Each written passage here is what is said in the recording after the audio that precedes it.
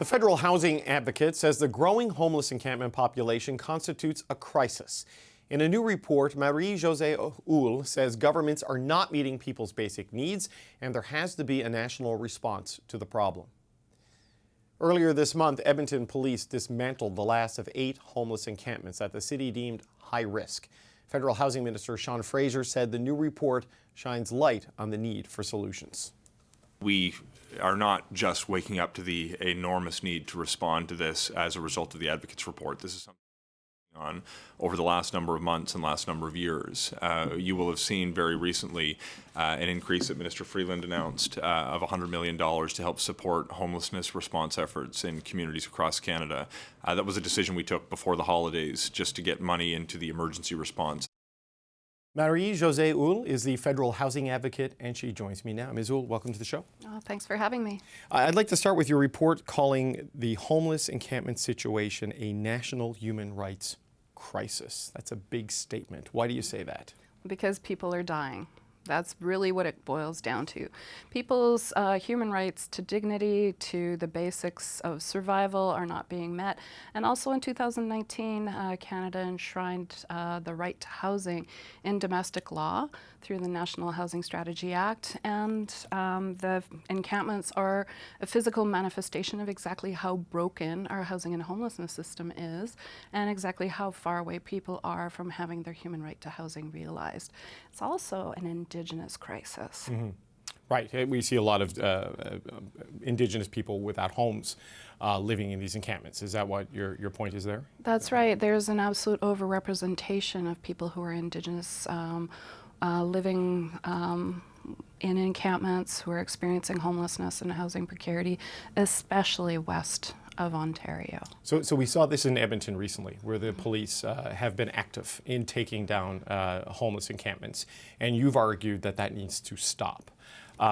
Why do you feel it needs to stop when we've heard from law enforcement and politicians in Alberta that there is criminal activity happening in these homeless encampments and it's unsafe for people there, and that's why they feel they need to step in? How do we reconcile those two versions of what's happening at these encampments? Well, there's criminal activity happening everywhere in Edmonton, first of all. It doesn't matter if it's an encampment, but when people are living in an apartment building and there's criminal activity, you don't evict the entire apartment building. You deal with the criminal activity. So this is, and this is a law enforcement approach, but, with Canada enshrining the human right to housing, we have to switch gears and really have a human rights approach. And the human rights approach means, addressing people's basic human rights that are being violated immediately, which is to stop the harm, make sure that their basic needs are met, and then properly engaging them in solutions. Criminalizing people, having them brutalized by police, having all of their items of survival being destroyed and taken is all of it are violations of human rights. We need to shift gears, and we need to shift perspectives. It can't be a top-down approach. It can't be a punitive approach, because as we see in Edmonton, there's still encampments, and there are millions of dollars that have been spent over the past few months in raising encampments. And this is public funds that could be used to actually, putting in real solutions. We've talked recently with experts on sort of rapid temporary housing for people with nowhere to live. Pallet homes, for example, something about the size of a shed, but it's hooked up to water. It has electricity. You can lock the door, and you get wraparound supports when you move into one of these facilities, following the housing first principle of giving people somewhere secure and safe, and then getting them the help they need, rather than flipping it around if they're dealing with addictions issues. But that is not happening at speed and at scale that is needed. So you have urged in your report for the government to come up with a plan for this in about 6 months. I mean, how do they move that fast on an issue this challenging? Well, first they need to get the right people at the table, and that means not just the federal minister in charge of housing, but also ministers in charge of Indigenous affairs, of safety, of health. And you need provincial and municipal leaders at this table, obviously, absolutely, right? but also people with lived experience, because they're the ones with the unique experience. They're the ones who are able to identify why the options that have been brought to them are not working, why the top-down approach is failing them, and it's been failing them for the past 30 years. It's just accumulated to this big climax that we see today. So, and it's that meaningful engagement that is missing in all of the approaches around housing and homelessness issue in Canada. However, you know, every region has different resources, and every region has people that are experiencing homelessness who are in encampments for very different reasons. For example, in Vancouver, they might have been a victim of renoviction, and due to financialization and because of the vacancy rate being so low that they can't find something. So it's not even a question of affordability. Some people, it is affordability. Some people, it is about needing wraparound supports like the ones you've described. But in the end, shelter is not the answer. And, you know, these temporary housing, it addresses their immediate need, but we need to do better. We need long-term solutions, and the one is getting people into permanent housing as soon as possible. And then after that, we need to address the root causes. And the root causes are not just a supply issue, not enough homes or not enough shelter beds. It is about racism, it is about poverty, it is about colonialism. And we can't just park people somewhere where they're hidden from the public view and say, we're done. Right. So, I mean, I can appreciate that, especially if you're dealing with trauma and intergenerational challenges. There needs to be enormous help for people, you know, to overcome those challenges so they can better their lives.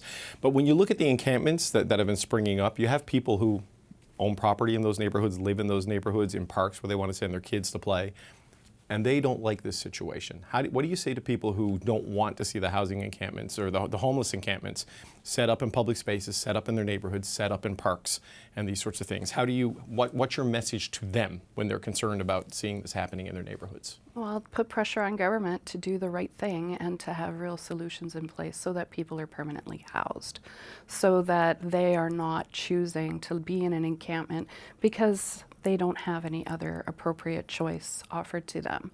And the public needs to get behind this. I understand the discomfort. I also hear that people are really uncomfortable with knowing that people are dying on the street, that they're freezing to death, that they're experiencing fires. So it's not just fear or not wanting to share public space with people experiencing homelessness. It's not just the feeling of that they might have, that they feel unsafe. They're also very uncomfortable in seeing this. But they also need to understand that putting people in shelters or criminalizing them is not going to make it better. It's going to make it worse. So we need real solutions, and they need to get behind that. So let's just touch on the shelter thing as a final point, because this came up in the conversations around what was happening in Edmonton, right? That we spoke to Jason Nixon, who's the minister responsible for this in the Alberta government. We heard from police officials in Edmonton that there was capacity in the shelter system, and people were choosing to stay in the encampments rather than go to the shelter system. How do we reconcile that? That if there is space in a shelter system, is that not better and safer than a tent encampment in a Canadian winter? Well, I'm not the person you should be asking. You should be asking the people who are choosing to stay in encampments and not going to shelters. You said in your answer, a shelter is not the answer. So explain to me why a shelter is not better than an encampment. Well, because people who are experiencing homelessness are expressing that they don't feel safe in a shelter. You're sleeping next to strangers. There's no privacy. They do not, a lot of them are geared towards men. A lot of them are co-ed, where women don't feel safe. People who are transgender also experience a lot of violence. So a lot of the things that happen in encampments that make the public very uncomfortable also happen in shelter, except that you're not choosing who you're sharing your space with, where people in encampments quite often are, and they will find community together and they will find safety together. So this doesn't happen in a shelter setting. Yeah, there's the inherent risk in any congregate living situation. It's just one you can control versus one you cannot. So you've given sort of this target to the government, and look, this is complicated, right? There's a lot of layers to this, a lot of challenges to this. What has the response been from the federal government in terms of how they're responding to your report and your recommendation to say you've got to have a plan by later this year? Well, we had an initial conversation last week, and I look forward to more conversations, but whatever they do put in place, it has to be directed to give direction to provide new resources and be focused on this issue. It could be part of a bigger plan, but we can't forget this piece of the plan, because quite often when we talk about housing and homelessness and affordability, we always forget about the people who are suffering the most. Right. And the people who are suffering the most are the ones who are now in encampments. Yes, the focus now is about home ownership and home affordability as opposed to just basic housing needs, right? That's right. So, you know, all the crises, they pinch, but the people that are dying are the people in encampments and experiencing homelessness. Marie-Josée Houle, the Federal Housing Advocate, thank you for your time today. Thanks for having me. Marie-Josée Houle is calling for a national action plan by August of this year. I'm joined now by the Minister of Employment, Randy Boissonnault, for the government's response to this and on a few other matters. Minister, welcome back to the show. Thanks, David. The Housing Advocate is focusing heavily on homeless encampments, and your city of Edmonton has been dealing with this in recent months. She says you need a plan to deal with this as a government, and police need to stop tearing them down. What's your response to this? Well, David, I appreciate the report of Madame Houle, and you know, she's hit the nail on the head in terms of the fact that better coordination needs to be in the system. We have to make sure that cities, provinces, and our federal government are working together. And it's not this wave of encampments that has woken us up to this issue, David. I mean, we put $100 million into homeless shelters and into dealing with the encampment situations before things got really cold in the winter. And you're right to raise my own city of Edmonton. Mayor Amarjeet Sohi has indicated a housing state of emergency. And I think I want to go back to what Madame Houle has said, which is the coordination, federal, provincial, municipal, and in cases in many cities, also making sure that First Nations organizations are around the table. This is a thorny, complex problem, and money's going to solve it, but so is coordination. And I want to be very clear. I spoke with Minister Fraser about this, and I know you'll be speaking with him at some point in the future, but the government is working on this. This is why funding for the Housing Accelerator Fund, the Rapid Housing Initiative. We need pathways, David, for people to get from being in tents through to shelters to permanent housing. And that is a coordination effort that we have to do with provinces and other orders of government. And so sitting down, making sure we're getting this done, putting the politics aside and getting people housed, that is certainly our government's plan. So the Housing Advocate wants a plan on this by August 31st of this year. I mean, is that a realistic time frame? Does this require a summit like you just organized on auto theft? I mean, that came together fairly quickly. When you look at people sleeping in tents in a Canadian winter and the things that have been happening on the streets of the city, it feels like there should be some urgency on this one as well. Well, the report came out today, so I know Minister Fraser and our government are going to take on board everything that Madame Houle has said to us today. And look, we've come out of now 2 cabinet meetings where the message is very clear: build, build, build. And I think just so that everybody understands what we've already done as a government, billions of dollars to make sure that social and affordable housing stock in this country is protected, because if we lose that social and affordable housing stock, David, then we see more people in precarious housing situation. And so we will continue to focus in that space. And what we're also doing in the short, medium, and long term is unlocking the power of the private sector. We need 3.5 million homes over the next 10 years. That is a $2.5 trillion lift. The government of Canada can't afford that. That's our entire economy for a year. But things like putting $20 billion into the CMHC loan fund to make it easier for builders to build, making sure that we take the GST off of purpose-built rentals. That's also going to build hundreds of thousands of units. So it's a supply issue, it's a coordination issue, and it's making sure that social and affordable housing, that we have more of those units, and that's where we will stay focused as a federal government. There are issues here, though, that I know jurisdiction overlaps on this in multiple directions. Yep. But as Ms. Houle pointed out, the Indigenous population of this country is overrepresented. Statistically, proportionally, in a lot of these tent cities, these homeless encampments that we're seeing. So there's a clear federal role and some responsibility on that there. I mean, how do you deal with this specifically in terms of targeting the Indigenous population that may end up in these situations? Yeah, and David, I'm going to push back there, because Indigenous Albertans are Albertans too. It's not like because it's an Indigenous issue, it's entirely the federal government's responsibility. And I'm going to be really blunt. We have that ethic across particularly the West too often, and we've seen ourselves end up in court cases where billions of dollars have to be paid out generations later because of provincial inaction when it comes to doing right by Indigenous peoples. And this issue of encampments and homelessness touches a chord with me. It's in the downtown of my city, it's across the river. We're seeing this across prairie cities. And so the Housing Advocates report should be a wake-up call for provincial governments to do more with Indigenous groups. And look, we all have to get around the table. We all have to do this. And I will look at the government of Alberta and say, where is their money in this particular issue? And so if we have provinces that are prepared to get around the table, like we've seen in British Columbia, that are prepared to be willing actors to solve this issue, then I think we'll do right by the folks that find themselves in tents, sleeping out in the cold. No, I certainly wasn't trying to suggest with my question that other orders of government don't have responsibility for this, but I was just speaking to the constitutional nature of division of responsibilities in the country. And this is something we have a federal government, multiple federal departments to sort of manage.